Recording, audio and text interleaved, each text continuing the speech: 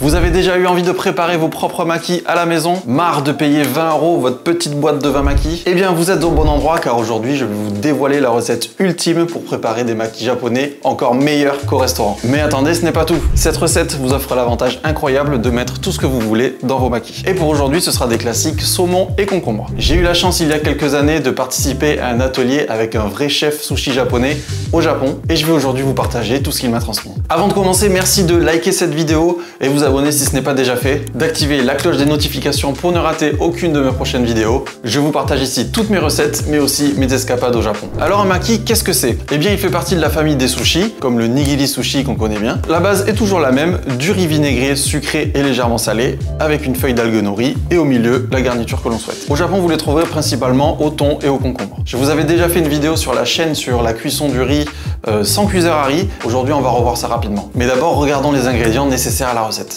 Pour le riz, il vous faut du riz rond japonica, 100 ml de vinaigre de riz, 40 g de sucre et 5 g de sel.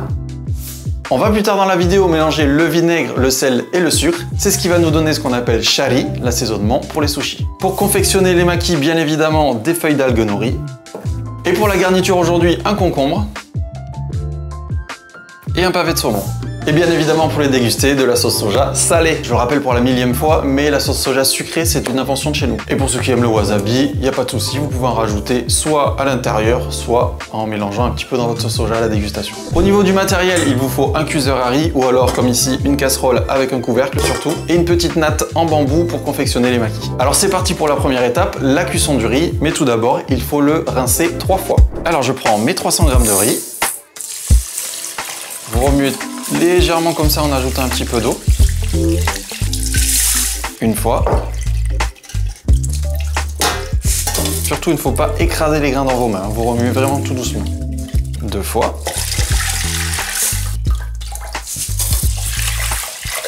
Et 3 fois. C'est ce qui va nous permettre d'enlever l'excédent d'amidon pour pas que les grains de riz soient trop collés entre eux après la cuisson. Vous voyez l'excédent, hein, on le voit bien, l'eau est devenue toute trouble. Et pour la cuisson, il suffit de rajouter 20% d'eau par rapport à votre poids de riz. On a 300 g de riz, il nous faut donc ajouter 360 g d'eau. Et pour le temps de cuisson, c'est 10 minutes. Pendant la cuisson, on va faire notre assaisonnement shari et découper les garnitures. Dans un bol, vous allez réunir le vinaigre de riz, le sucre et le sel. Donc je rappelle, pour 100 ml de vinaigre de riz, on met 40 g de sucre et 5 g de sel. Et on mélange bien jusqu'à dissolution. Donc ça peut être assez long, donc vous le faites un petit peu de temps en temps. Vous voyez, on voit encore, on va le mettre de côté et on y reviendra plus tard. On va passer ensuite à la découpe du concombre. Donc ça, assez classique, hein, vous savez faire je pense. On découpe les entames. On va essayer de prendre quelque chose de la largeur de notre feuille d'algue, à peu près par ici. On va l'éplucher. On va le couper en 2 dans la longueur. Puis en 3.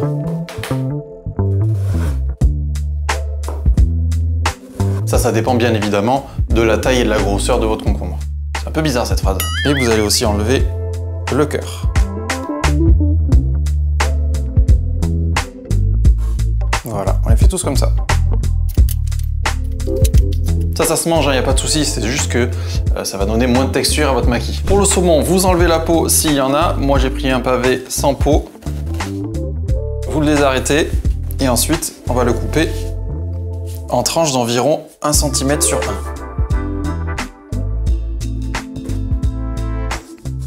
Ici, voilà pour une tranche, environ 1 cm. Alors cette partie-là, normalement dans les restaurants, on la met pas, hein. Mais bon, à la maison, pour éviter le gaspillage, vous pouvez la laisser. Et vous voyez ici, il y a une petite partie fine, celle-là on va la garder et on va couper à peu près comme ça. On aura un petit bout et un grand bout à peu près équivalent. Et vous faites ça avec tout le pavé.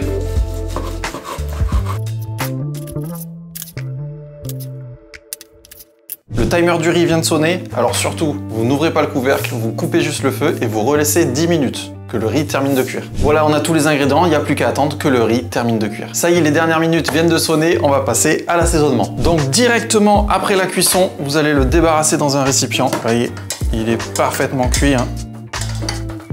Enfin non, vous voyez pas du coup. On le débarrasse directement. Il faut qu'il commence à refroidir. Ensuite, on va remuer un petit coup notre mélange. C'est très important, vous n'allez pas tout mettre.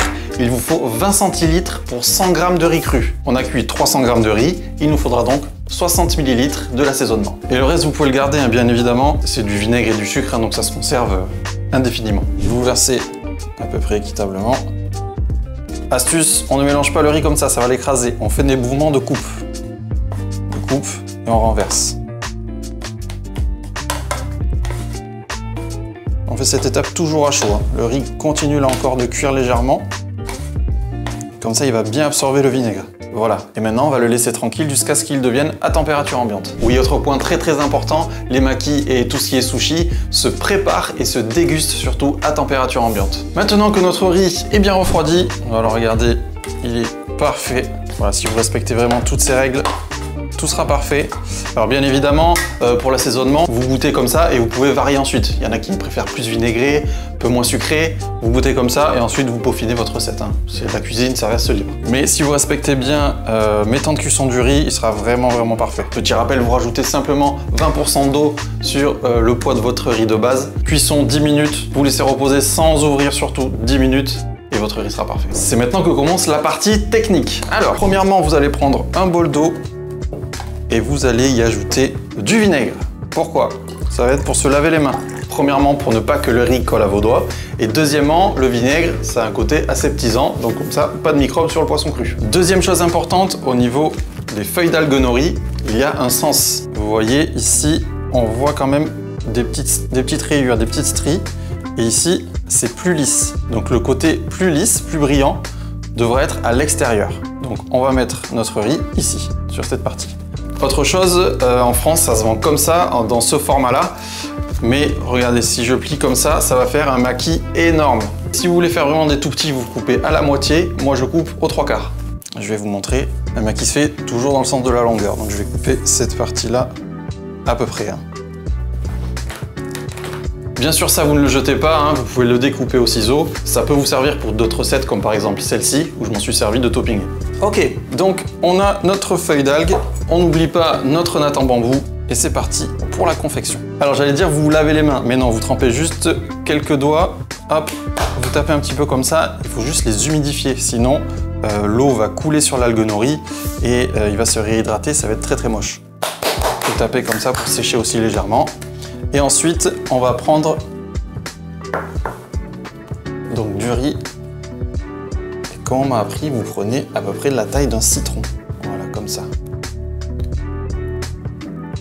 Et l'idée, ça va être de l'étaler comme ceci, en laissant une petite marge pour pouvoir le replier ensuite. Petite astuce, je me remouille à chaque fois cette partie-là, comme ceci. Pas trop non plus. Ça va me servir de guide en fait. Je mets ici. Et là, je commence. Alors d'abord, on le fait grossièrement. On étale grossièrement ici. Et ensuite, on vient jusqu'au bord. Il faut bien qu'il y en ait sur les bordures. Sinon, après la découpe, votre maki, si vous n'en mettez pas jusqu'au bout, bah, il va manquer un peu de garniture. Donc il va être assez moche. Voilà, et on étale bien. Pareil, ici, vous vous servez de votre main comme une règle en fait. Là, vous voyez, il manque un tout petit peu pour finir. Donc on n'hésite pas, on reprend. Et pareil ici, tac. Pour aller bien jusqu'au bout. Ne vous inquiétez pas, hein, vos premiers makis seront peut-être pas parfaits, mais avec la pratique, ça viendra. Vous voyez ici, j'ai un peu trop mouillé ma main. Le maki commence à se réhydrater ici. On enlève les petits grains qui restent ici. Tac. Maintenant, on va venir positionner les tranches de poisson.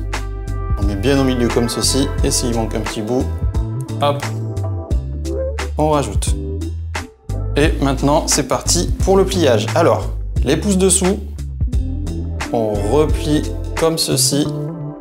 On s'arrête ici, vous voyez, la bordure, et on serre. Hop, on serre bien. Toujours la petite bordure, et on la referme, et on resserre. Et après, on essaye de refaire un troisième tour, et on resserre. On fait bien un petit arrondi. Et voilà, votre premier maquis parfait. Alors vous avez vu, ça déborde un petit peu parce que j'ai bien serré. C'est pas un problème, vous prenez votre petit couteau, on tasse bien. Il vaut mieux qu'il y en ait trop que pas assez. Et voilà, si jamais ça dépasse trop, vous mettez un coup de couteau. Il n'y a pas de problème. Tac, je monte un peu plus près. Pour la découpe, ensuite, vous prenez votre couteau qui coupe le plus et surtout le plus fin, pour ne pas que le riz adhère trop à la lame au moment de la coupe. Donc vous coupez d'abord en deux. Et ensuite, c'est à vous de voir. Soit vous faites des petits, soit vous faites des gros. Moi, je vais les couper en 3.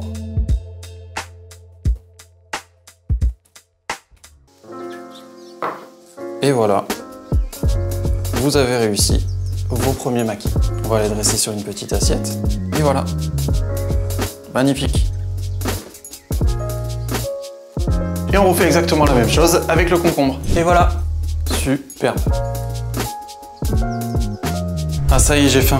Avant qu'on se quitte, dites-moi en commentaire quelle est votre garniture de maquis préférée. Pour accompagner ce plat, je vous conseille d'aller voir cette vidéo. Quant à nous, on se dit à une prochaine recette. Cuisinez bien, matane!